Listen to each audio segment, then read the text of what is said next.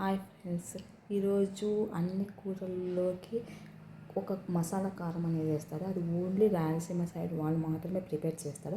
ఆ మసాలా కారం ఎలా ప్రిపేర్ చేయాలో నేను మీకు ఇప్పుడు చూపిస్తాను. తెలుసుకుందాం. రండి.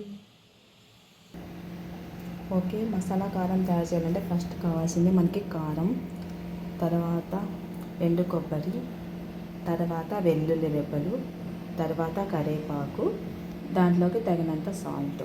ఈ ఫోర్ మనము తీసుకోవాలి, మిక్సీ గిన్నెలోకి తీసుకోవాలి. ఫస్ట్ కొబ్బరి తీసుకొని మిక్సీ గిన్నెలోకి ఆ కొబ్బరిని బాగా ఆడించాలి. ఆడించిన తర్వాత వెల్లుల్లి రెబ్బలు, కారం వేయాలి, తర్వాత కరివేపాకు వేయాలి. ఇది వేసిన తర్వాత సాల్ట్ వేయాలి. ఇవన్నీ కలిపి మిక్సీ చేసుకొని వచ్చిన మసాలా పౌడర్ మనము అన్ని మసాలా కూరల్లో వేస్తాము. ఇది ఏ మసాలా కూరలు, గోరు చిక్కుడు కానీ, ఆలు ఫ్రై కానీ, తర్వాత బీన్స్, చిక్కుడు, ఎనీ ఫ్రై, ఏ ఫ్రైలో కానీ ఈ మసాలా కారం అనేది మస్ట్ అండ్ షుడ్.